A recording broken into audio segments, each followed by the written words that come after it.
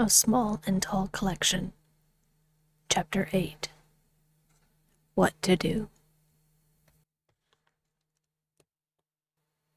Ray was never really a light sleeper. The recent sickness had thrown his whole schedule off. Every little sound woke up something in his brain, especially in the dead of night. His bed sheets felt weird, like they were too loose and trying to tie him up while he slept, and his pajamas made his skin crawl. Food didn't quite have the same taste, which Soren said was because of his sinus stuff. Also, more annoyingly, he'd been waking up in the middle of the night for a drink of water or to go to the bathroom. Ray wasn't the only one. Dorian had also been getting up too, but he didn't like admitting it for whatever reason. Maybe he was just trying to seem tougher. Ray didn't really care one way or the other. What did concern him was what was on his bedside table, right here, right now. The only reason he'd rolled over was because he was feeling a bit overheated, followed soon after by the sound of someone throwing up. He had called out to his brother, but when he received no answer, Ray's concern increased. Dorian? Are you getting... What's the... Ray had cracked open his eyes to check on his brother, when, quite distinctly, he saw something on his bedside table doubled over and making sounds. The hair on his arms started standing on end, and he knew something was different about what he was seeing. He wasn't sure what, but some curious part of him drew him in, and instantly he was awake. He pushed himself up and reached over toward the light, watching eagerly as the figure stumbled and fumbled their way off to the side by the tissue box, tap it a few times, and then vanish between the box and the light. He couldn't wait for another moment. The young boy wasn't unfamiliar with this level of excitement. Every invention that didn't immediately fall apart made him absolutely giddy and curious about what he could do next. It was the same kind of excitement he was feeling now. Oh, Ray, what's your problem? Turn off the light, mumbled Dorian. It was obvious he was still fast asleep and annoyed with him, but Ray didn't care. He needed his brother's help and needed to know what was on their bedside table. Dorian, something's on the table. I just saw it. It's behind the tissue box. Ray hissed. Once again, he saw the shadow move. They needed to act quickly if they were going to see what this thing was. You're probably just dreaming, his brother grumbled. No, I wasn't. I thought you were getting sick, and I saw something dart around the lamp by the tissue box. Come on, help me look real quick, said Ray. The youngest managed to catch his brother's eyes, and in that moment, Dorian seemed to see that Ray was serious and not just messing around. He rolled his eyes and mumbled some kind of agreement, but Ray didn't really care. He was already pushing himself up and out from under the covers and preparing to reach for the lamp. He reached over and flicked the light on. Ray wasn't sure what he saw, but what he did know was that something was leaving a shadow right behind the lamp. As he slid out from under the covers, Ray never tore his eyes away from the spot where he saw the shadow. And then he saw it. Her. At least, he thought it was a her, based on her facial features. She was small and pale, and she looked absolutely exhausted. It was absolutely fascinating, seeing something that looked so human, and yet be so small. Ray gazed into her blue-gray eyes for what felt like an hour before she coughed and retched, getting sick all over the bedside table. Ray could also see evidence that she got sick by his old medicine cup too, but he decided to worry about that later. Whoa, did you hear that? Asked Dorian. Ray subconsciously nodded as he slowly inched his way forward and to the side to look at the small figure again. Dorian, you've got to see this, breathed Ray. Ray had moved cautiously, as if one of his experiments would topple at the slightest tremor of the ground. The last thing he wanted to do was startle the figure. Dorian, on the other hand, hadn't seen or noticed the anomalies and flopped out of his bed as if he was going to be late for pancakes. Whoa! Dorian spotted her too, and immediately he understood why Ray was acting the way he was. From where he was standing beside his bed, he could see better over the tissue box and spotted the small figure that was too small, too real, to just be a toy or some weird invention of Ray's. Without words, both boys advanced at a snail's pace in hopes to keep the thing on the table. Dorian watched as it fell to its knees, absent-mindedly tapping at its sides as if it were searching for something that wasn't there. It looked scared, if that was possible for something so small to have facial expressions like that. He and Ray exchanged a quick glance before Ray reached out and grabbed the lamp while Dorian pulled the tissue box aside, revealing the small figure immediately behind. Fascination flooded the boys' minds as they watched the figure. She was wearing what looked like clothes, layers of them. Some kind of light tan shirt and brown pants with what looked like a green cloak or poncho over her shoulders. There was something that looked like a light bulb on one side of her hip, and a bag slung over the other shoulder. Features gaunt and hollow, she didn't look like she was doing or feeling well in the slightest. How she looked reminded Ray of how he and his brother looked for the past few days. Sick. Ray? That's not one of yours, is it? Asked Dorian, barely whispering. No way, Ray muttered, watching how the blue-gray eyes flicked back and forth between him and his brother. Then what is it? Dorian hissed back. I don't know, but I think it's a she, and I don't think she's feeling well, Ray muttered back. He cleared the tension in his throat with a few light coughs as he directed his words at the small figure. Hey, are you okay? You think it or she can understand us? Dorian asked. I don't know, Ray stated. But she's looking from me to you, so she can at least hear us. Ray watched as the figure's shoulders began to shake, vibrating as her chest heaved rapidly in and out. She was obviously hyperventilating. Ray, if he held his breath, could almost hear her small gasps. This isn't a dream, right? I mean, she's real. Dorian's hand was already in motion before Ray registered his question. Everything moved so fast. Ashlyn, who was listening to the boys talk back and forth about whether or not she could understand or if she was real, was starting to feel lightheaded again. The corners of her vision were blurring. She wanted to vomit again, but nothing was left to give. Every sense she possessed was deteriorating rapidly, and now she was backed into a corner. She was trying to recite the borrower rules in her head when a massive amount of movement caught her attention.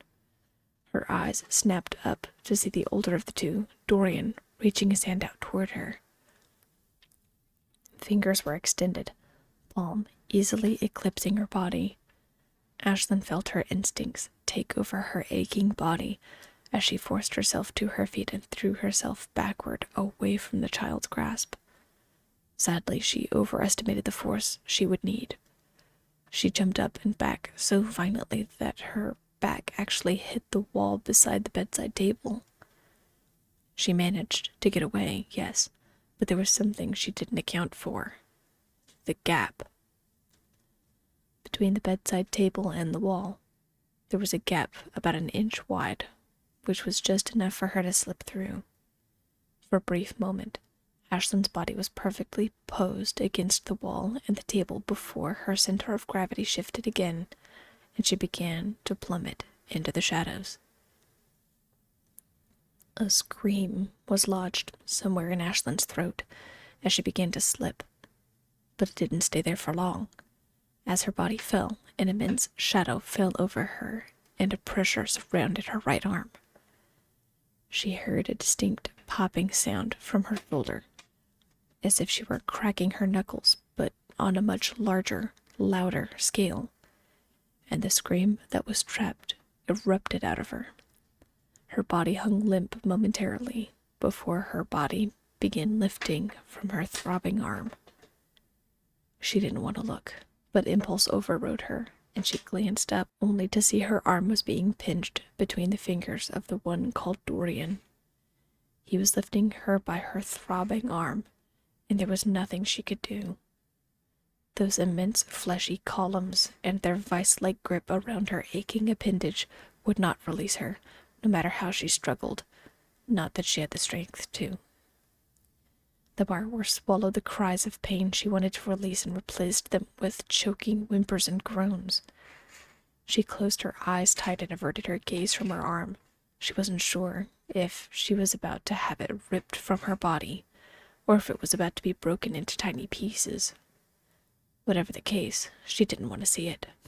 She didn't want to look at the human child's face as he examined her now fully exposed body. There would be no escape now. The words of the youngest boy sounded muffled and distant, but Ashlyn was still able to make them out, in some form. Dorian! Oh, what are you doing? You'll hurt her! Ray's harsh whisper was followed by a scuffling. Ray had watched as the little figure had backed up and had started to fall from the bedside table to the floor. Dorian was faster, and had managed to grab her arm, but the scream that followed told Ray that Dorian had either grabbed too hard or that she didn't like being touched. Whatever the case, Dorian had managed to keep her from falling at the cost of injuring her, so he was grateful for that much at least. Ray saw how the figure looked away from where her arm was being grabbed and felt his heart ache for her. She was terrified beyond words, and he and Dorian were causing it. Dorian, you're hurting her. Don't put your arm like that, Ray urged. Dorian grunted frustratingly and held out the partially limp figure. Well, then you hold her, Dorian hissed back. Ray didn't have time to object as Dorian lowered the tiny woman into his hands. Ray cupped his hands and prayed she didn't do anything rash like try to run or jump out of his hands. Thankfully, she didn't seem to be able to do either, as she crumpled into a ball in his hands and pulled her arm towards her torso. The sensation was a novel one. The life was so small, but so much like his own. Ray had held his friends as pets before, like hamsters and guinea pigs. He'd even pet a few fish before. This was something entirely different. In the dim lamplight, he was able to see more of her features now that she was so much closer to him. He could make out her fingers, and the way her hair fell across her sweat-chilled cheek. He could see her fingernails and how they grasped at the fabric of her clothes. It hit Ray all at once that she wasn't just some creature. She was a living being, practically human, except for her size. Ray glanced up at his brother just in time to see him dumping out the contents of a drawer from their bedside table the pieces and parts scattering while others stacked and lumped together. That's what they got for shoving their random knickknacks into the thing in the first place. Rey also saw Dorian was getting together what looked like a set of bundled socks, some of the crackers, and a lid of water. Dorian, what are you doing? Asked the kid. What do you think? Setting up an area for her until we figure out what to do with her, replied Dorian. Immediately, Ashlyn turned her fear-filled eyes onto Rey and then to his brother. She attempted to squirm, but weakness overtook her. Not even adrenaline could force her body to flee now. Rey noticed this and felt a pang in his heart. She seemed so scared, so helpless. Dorian, I don't like the sound of that, stated Rey. Well, what else are we going to do with her? Dorian asked harshly. I don't know. Let her go. I mean, I don't know. It just doesn't feel right keeping her in a drawer, mumbled Rey. He noticed the eager gleam in the small woman's features as she looked up into his eyes for only a moment. It took everything the boy had to tear his gaze from the figure to his brother. I don't know. I think we need to wake up Soren. Get his help. You saw Soren and how tired he was. We went to bed early and everything. He's tired. You're tired. I'm tired. She looks tired. It's just for the night, repeated Dorian. You want to wake up Soren when he's feeling sick and tired? Rey chewed on his bottom lip in confliction before mumbling, No. And, do you see her? She looks sick too. She might have been the one to get us sick for all we know. Remember what Soren said about keeping the mice in the walls as pets? Pointed at Dorian. Rude. You germy little twerps are the reason I'm sick, Ashlyn thought as her heart raced faster and faster. That light-headed feeling consumed her again. I can't let them take me. I can't break the rules. But I can't let them keep me. I'm gonna be a pet. They're gonna get me in a cage. And I'm gonna be a pet. This is bad. This is really, really, really bad. I should have just stayed in the walls. Why did I think medicine was going to help? That's a human thing. Yeah, but... Good. Then it's settled, interrupted Dorian. She'll be safe in here for the night, and then Soren will know what to do with her. Now, put her down in there. Let's get some sleep, and we'll get Soren in here first thing tomorrow. Besides, he can't do anything if he's just as sick and tired as the rest of us.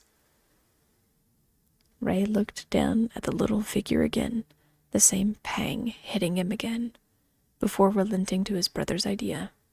He walked over to the bedside table, carefully, and lowered his hands into the hard wood box.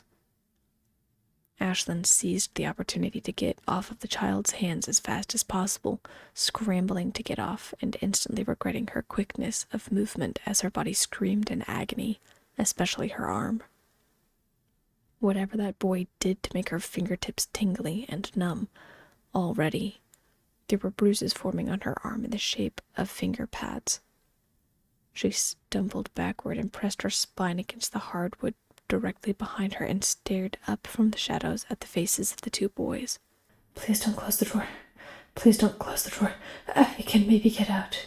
If you don't close the door, please, just let me go. Ashlyn's silent thoughts went unanswered as the older boy reached out and pressed his hand against the edge.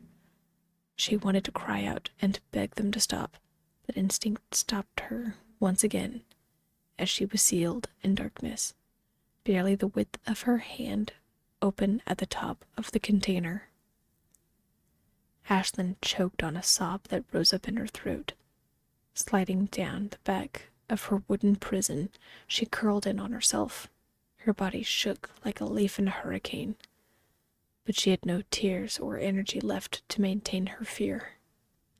She listened as the two boys talked for a little while longer, in hushed words, before the bedside light finally flicked out, leaving her in complete darkness.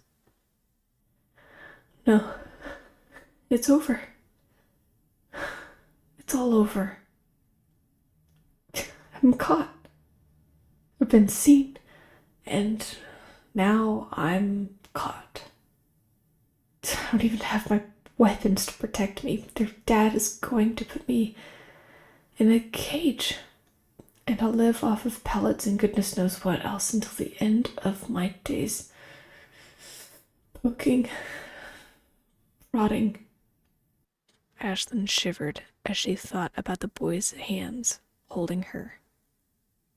The warmth, the tiny flexes each finger or muscle made as he adjusted to her weight.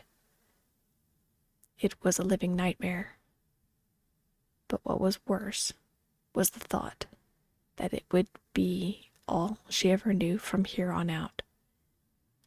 Exhaustion dragged her eyelids further and further down. It wasn't even a matter of sleep now. Between the pain and chills and sickness and the fate she knew she would have to endure, it took everything she had left in her to drag her way over to the bundled socks and laid down. For just a moment, she wanted to enjoy the simple comfort of her hip lamp, but even that was a disappointment as the lamp flickered on and off. Even the battery is failing me. Truly, the last thing to go wrong. Ashlyn recited the bar were rules in her head, mainly the three that truly mattered. Don't be seen. Don't get caught. Don't talk to the humans. Well, if this is how I end, I can at least follow the last rule. Then again, is it worth it? Maybe if I talk to those boys, then they'll let me go. The one seemed to think so. Am I kidding? Who am I trying to convince? Myself? I'm not making it out of here. This is my life now. Ashlyn felt a single tear drip down her cheek as, finally, the last life of her hip lamp battery drained. Lying there in complete darkness, Ashlyn curled into the top of the stiff sock and let her exhaustion overtake her.